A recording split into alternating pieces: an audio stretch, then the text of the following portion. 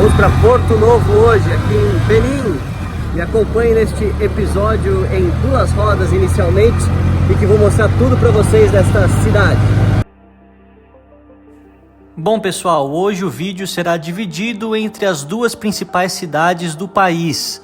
Inicialmente a capital política do Benin, a cidade de Porto Novo, com muitos aspectos históricos interessantes, e depois falaremos mais da cidade de Cotonou, o centro financeiro do país e onde vivem cerca de 3 milhões de pessoas. Esses aspectos contraditórios da vida africana em grandes cidades e no interior é algo que sempre gosto de mostrar para vocês, então se vocês apreciam esse conteúdo, deixa aqui o seu like, os seus comentários. E é claro, assista o vídeo até o fim. Vamos fazer o primeiro trecho de 40 km com moto, já que é a opção mais barata e flexível em relação ao horário. Com as motos de aplicativo aqui, eu paguei por volta de $4 por todo o trajeto, mais ou menos R$20. E posso dizer que as estradas nessa parte de Benin são muito boas, então é só se acomodar na garupa da moto e aproveitar a vista. E eis que eu cheguei aqui na capital oficial do Benin, a cidade de Porto Novo, ou Porto Novo, falado assim na língua francesa. E nós temos a Assembleia da República, além de vários pontos históricos que tornam essa cidade muito importante desde a época colonial e dos antigos reinos que nós tínhamos aqui, das diferentes tribos. É algo às vezes complicado de entender a divisão geográfica de povos que eram divididos de forma tão peculiar, mas vou tentar explicar para vocês, além de passar o perfil do país, esse que é um pequeno país aqui no oeste africano de só 13 milhões de habitantes, o Benin. Como vocês sabem e como sempre faço aqui nesse canal, vamos falar um pouco da história de Benin. Antes do período colonial, nós tivemos muitas monarquias tribais comandando essa região, onde o famoso reino de Daomé foi o mais poderoso e influente. Esse reino existiu por cerca de 300 anos, desde 1600 até o início do século XX. A sua maior etnia é também uma das principais etnias do Benin até hoje, o povo Fon, que desde o início do século XVII transformou essa área em uma potência regional, inclusive conquistando cidades na costa e garantindo acesso estratégico ao comércio marítimo com os europeus. Apesar de ser um ponto extremamente negativo, tenho que dizer a vocês que esse foi um dos reinos africanos que mais enriqueceu e lucrou com o tráfico de escravizados, sendo parte fundamental dessa prática por muitas décadas. Já no século XVII, os portugueses estabeleceram um ponto na atual cidade de Ouidah, que mostrei para vocês no vídeo anterior, e isso permitiu o crescimento do comércio de escravizados e de muitos negros capturados pela etnia dominante, Fon, que inclui a captura dos inimigos Yoruba, que eram vendidos principalmente para o Brasil e para as regiões do Caribe. Esse contato tão próximo com os europeus fez com que o reino de Daomé fosse um dos mais estudados e documentados reinos africanos que nós temos até hoje. A economia doméstica de Daomé era baseada na conquista de território e no trabalho escravo, o que explica essa aliança tão longeva com o comércio escravagista europeu. Além disso, era um dos poucos reinos africanos que tinham um comércio internacional significativo, relações diplomáticas com o resto do mundo, uma administração centralizada, coleta de impostos e um exército organizado.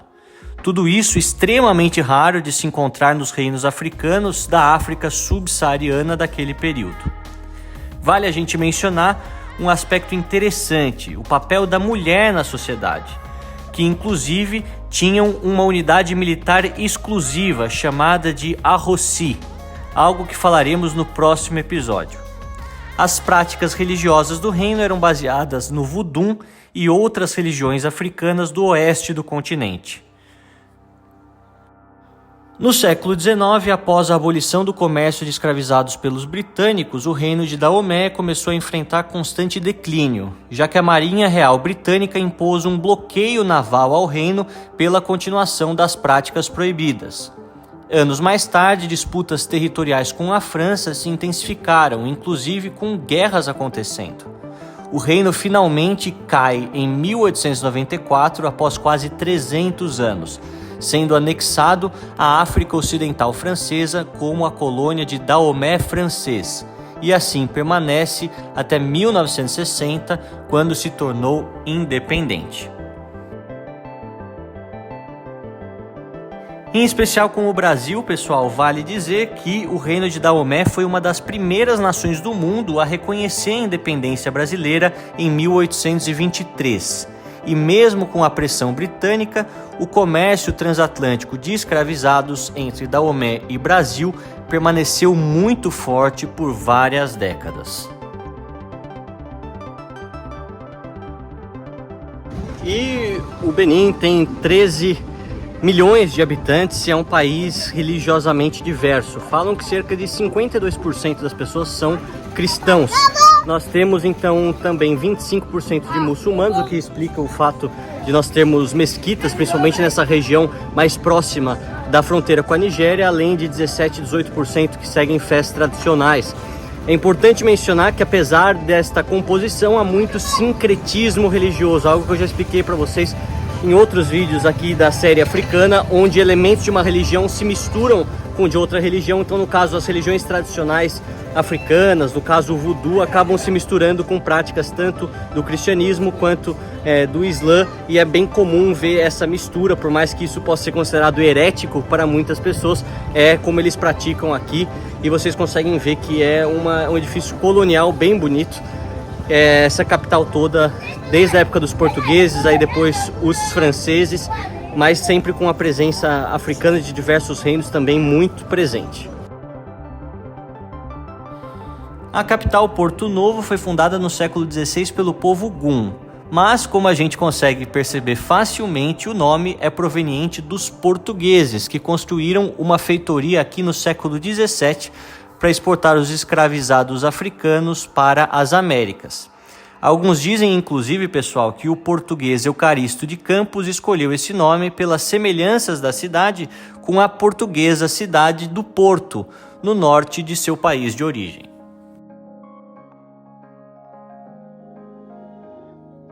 E aqui uma senhora estava me explicando, nós temos uma mesquita antiga, a primeira, inclusive, que nós temos construída aqui em Porto Novo.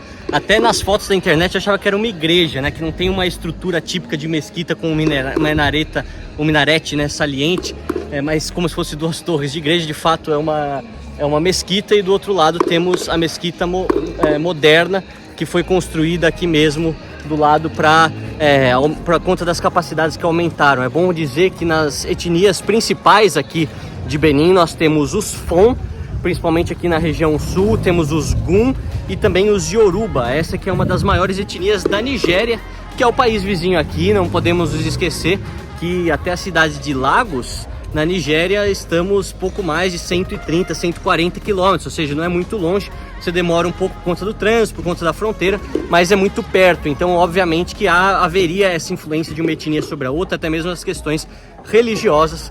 Esse que é um destino pouco visitado pelos brasileiros, mas muito interessante também.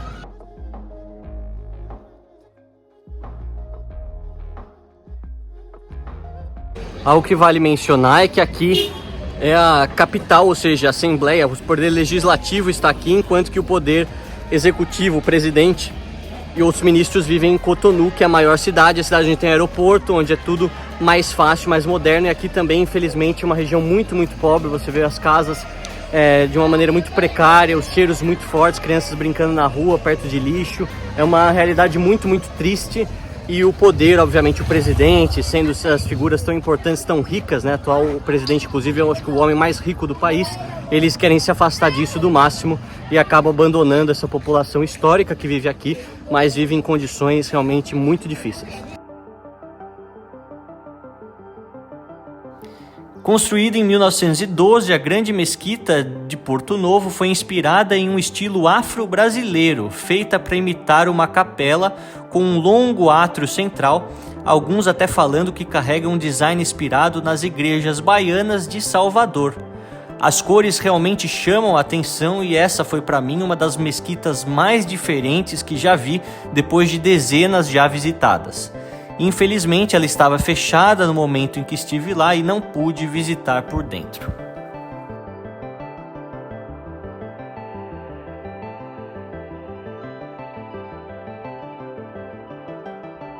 Algo que eu esqueci de mencionar, que eu acho que é interessante, é falar sobre o próprio nome do país, Benin. A República do Benin é algo que veio durante uma espécie de revolução marxista-leninista. Vou contar esse processo político para vocês, mas o nome Benin, o Império de Benin, ou Reino do Benin, era uma região histórica na Nigéria, que não corresponde aqui, ou seja, o nome foi roubado, se assim podemos dizer, ou adaptado dos beninenses através dos nigerianos. Historicamente, essa grande região era chamada de Dahomey ou Dahomey em francês, e até por muito tempo ficou assim chamada como colônia, e depois dos primeiros anos da independência até haver essa mudança e ficar de fato como Benin, apesar desse aspecto histórico que eu falei para vocês.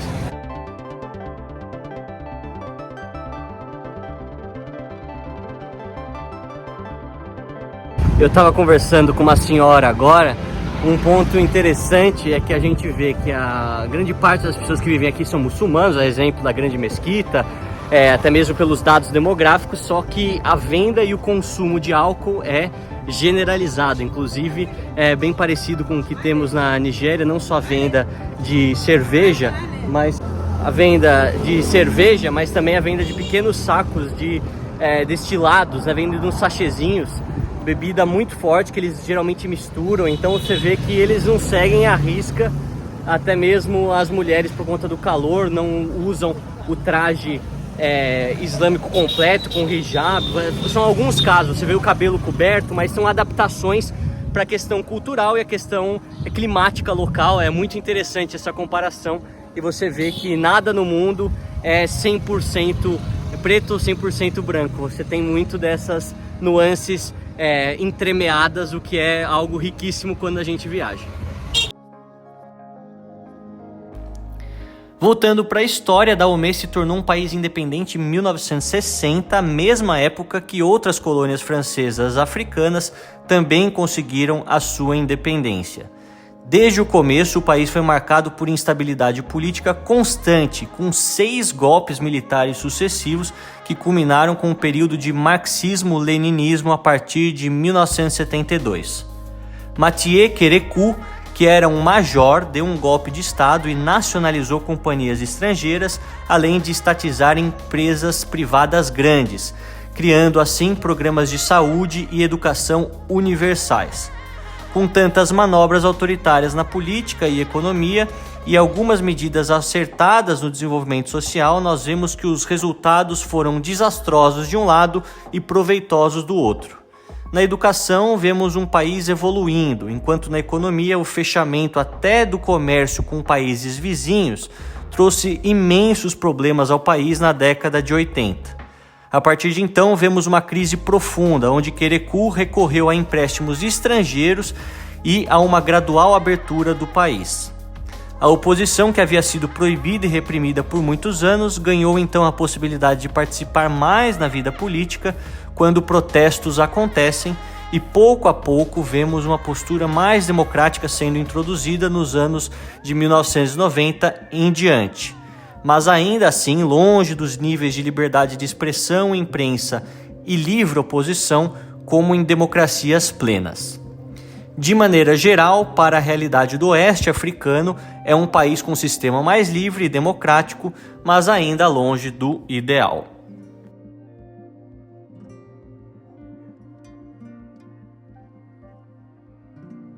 Eu estou aqui agora, uma coisa que chama o Panteão Negro e Africano, que é uma homenagem às grandes personalidades africanas que nós temos no mundo, não só que são do continente africano originalmente, mas também aqueles em diáspora, aqueles que foram através da escravidão ou da migração para outros continentes do mundo. Aqui é um objetivo de valorizar as raízes africanas, deixar claro todos os crimes contra a humanidade que aconteceram, obviamente com uma vertente bastante culpando o colonialismo. Eu já expliquei para vocês em outros vídeos que o colonialismo é sim um grande problema, um grande fator que ocasionou a pobreza africana, mas não é o único. E andando por aqui, pela África, você vê que as elites locais, e principalmente a exploração de um sobre o outro, que continua hoje de maneira bastante intensa, é também um dos motivos desta população não ter conseguido alcançar o pleno desenvolvimento 6, 7 décadas depois da sua independência. Vamos dar uma olhada, vou tentar mostrar aqui para vocês, é algo sempre interessante. Lembrando que eu tenho super respeito por toda a comunidade negra, viajo bastante à África tentando desmistificar muitas coisas, apesar de não ter origem negra em minha árvore genealógica, que fica aqui o meu respeito, e vamos ver o que eles têm para falar, é sempre interessante. Aqui no Panteão vemos escrito: em lembrança das dezenas de milhões de crianças africanas exiladas ao redor do mundo pela escravidão, comércio de escravizados e guerras. Em memória das milhões de vítimas da resistência e movimentos de libertação nacional lutando contra a invasão e dominação estrangeira. Vemos a presença dessa e de outras frases fortes que ecoam de maneira bastante próxima ao coração de milhões de negros pelo mundo. Uma reflexão importante e digna, mas é importante lembrar que o reino de Dahomey também teve um papel muito grande na manutenção da economia escravocrata pelo mundo e, infelizmente, não vemos nenhuma menção a isso nesse museu. Hoje em dia, infelizmente, vemos muitos tentando fazer revisionismo histórico e desconsiderando a arqueologia, a historiografia e a ampla documentação histórica sobre certos temas e acontecimentos em nome de determinada ideologia. Vemos que alguns partidos e ideologias políticas sequestram certos temas e mudam os acontecimentos para que se encaixem em sua política. O que não é apenas falta de caráter e desrespeito com quem consome esse tipo de informação, na minha opinião, mas também algo muito perigoso se pensarmos na profunda manipulação de muitas pessoas que têm algum tipo de ligação emocional com o tema. Por isso, prezo nesse canal pela verdade histórica, por mostrar os dois lados, por dizer sem medo de ser cancelado que os europeus foram extremamente cruéis e enriqueceram absurdamente com o comércio de escravizados e com a morte dos africanos. Mas também posso dizer sem medo que não podemos nos esquecer do papel relevante dos reinos e de certas tribos africanas em todo o continente que colaboraram e até mesmo lucraram altas cifras com a escravidão de seus irmãos. É necessário ser humano e condenar a injustiça e os erros por completo, não apenas um lado ou o outro para seguir certa cartilha política de determinados partidos. Essa é a maneira mais honesta de se analisar a história. Então aqui a gente vê que tem várias personalidades da política africana, alguns nomes que você jamais conheceria, que são de tribos locais, e tem outros que são importantes mesmo no processo de independência e de descolonização da África. Há tantos ditadores são homenageados, acho isso um pouco absurdo. O Muammar Gaddafi de um lado, o Mobutu Sese Seko do Congo também, Gnassingbé Edema, todos esses que violentaram a sua população, mas são considerados heróis neste panteão. Há também outras figuras muito interessantes e importantes do ponto de vista do esporte, da música. Jesse Owens, que ganhou na Olimpíada de 36 em Berlim, frente aos nazistas, algo muito simbólico. Temos Michael Jackson, Malcolm X, Rosa Parks, Harriet Tubman e, obviamente, também o importante líder africano Nelson Madiba Mandela. Então, a gente vê a visão deles, é importante sempre mostrar esses dois lados, por mais que nós não concordemos com tudo, é sempre importante dar esse espaço para todas as vertentes aqui nesse canal.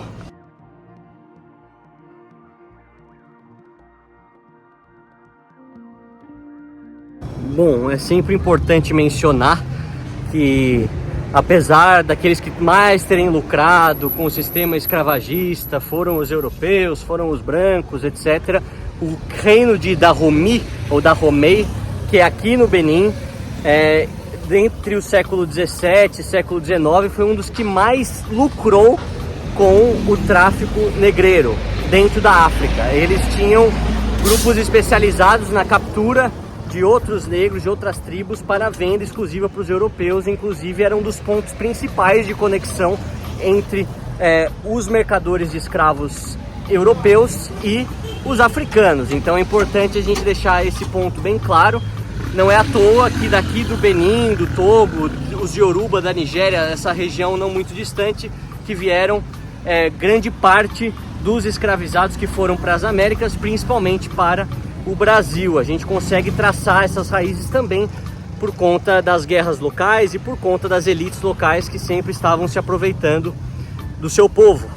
É importante a gente sempre frisar tudo isso para não cometer nenhuma injustiça. E aqui os africanos, eles têm noção disso. É engraçado que muitos movimentos negros, seja nos Estados Unidos, seja no Brasil, querem culpar exclusivamente os europeus, porque tem realmente a maior parte da culpa, mas não mencionam a culpa africana neste quesito. E aqui os africanos têm noção, e eles falam: a triste realidade é que os nossos chefes, as nossas tribos, as lideranças estavam envolvidas na nossa escravidão, assim como ainda estão, de certa forma, os governos locais com a escravidão das crianças do Cacau, na Costa do Marfim, nas diversas minas de ouros e outras pedras preciosas, seja no Congo, seja em outras regiões da África Central. Então é importante sempre a gente frisar isso, que os africanos tenham a consciência. Então quem somos nós para ensinar os próprios africanos sobre a sua história, que eles conhecem bem, mas muitos dos movimentos na diáspora, em outros países do mundo, parecem desconhecer alguns desses elementos.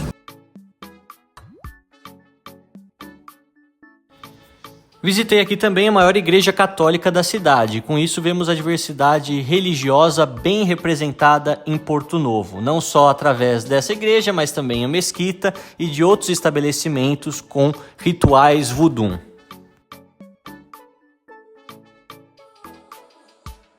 Dentre os escravizados na África, que eram cerca de 12 milhões e meio, nós temos mais ou menos 5 milhões e meio partindo da costa de Angola, ou seja, da costa centro-sul africana.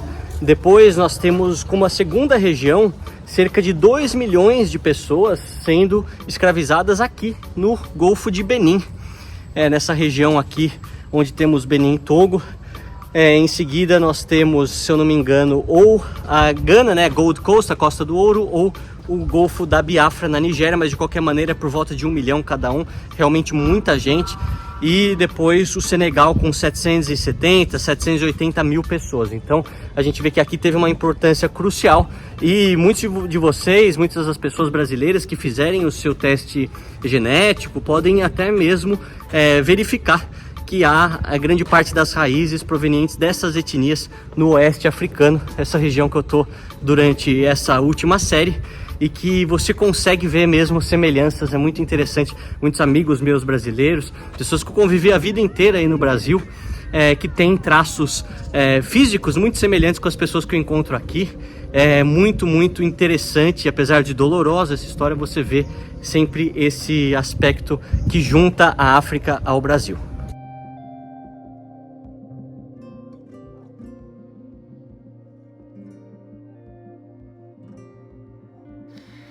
Depois, pessoal, fui até a estação de minivans para voltar até Cotonou de maneira mais confortável. Uma viagem de 1 hora e bem conveniente para explorar um pouco mais da capital econômica durante o final da tarde.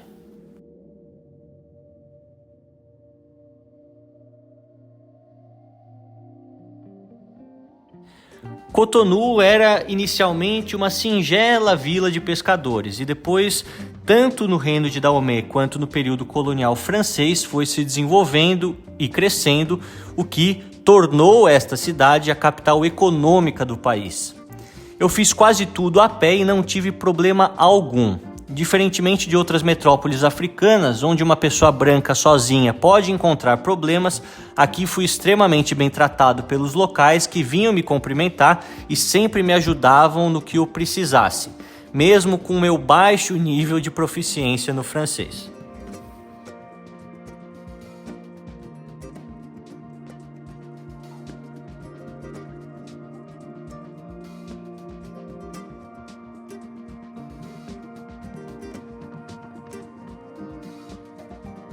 Um dos resquícios do período colonial francês não é apenas a língua, mas também a influência na culinária, onde baguetes, doces franceses e também omeletes muito bons estão quase por todas as padarias e restaurantes da cidade. Eu estou aqui de volta à cidade de Cotonou. Vocês veem que Porto Novo é muito pequena, né? Você consegue fazer por metade do dia um passeio lá andando sozinho. E aqui são só 40 km de distância, então 40 minutos, 1 hora, dependendo do trânsito, você consegue chegar. Essa aqui é a cidade mais populosa do Benin. Alguns calculam na sua região metropolitana mais de 2 milhões de pessoas em um país de 13 milhões. Então é bem expressivo percentualmente também as pessoas que vivem aqui. A cidade com mais oportunidades e um pouco mais moderna, apesar de ter cantos bem tranquilos. Andando por aqui, eu gosto de fazer muito as coisas a pé, eu consigo perceber isso daí também.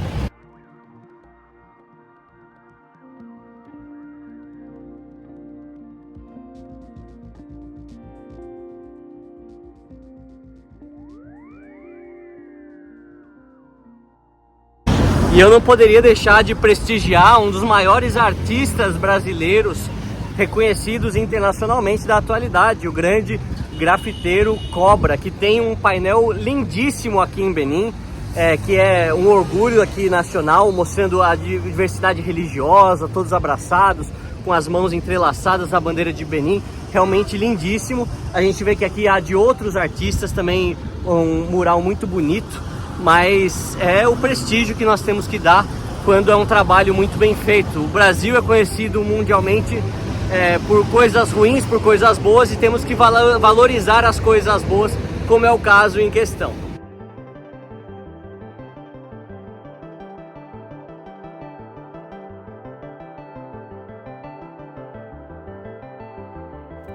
Essa área perto da praia foi recentemente revitalizada e deu chance a artistas locais e estrangeiros a exaltarem a cultura africana em toda a sua diversidade. Realmente muitos desses murais tão lindos impressionam na qualidade dos traços, a vibrância das cores e a profundidade de seus símbolos. A gente vê que o novo presidente milionário está investindo bastante na zeladoria da cidade e na modernização de Cotonou, que tem se tornado um exemplo no urbanismo africano por obras como essas, que atraem visitantes e tornam a cidade mais bonita.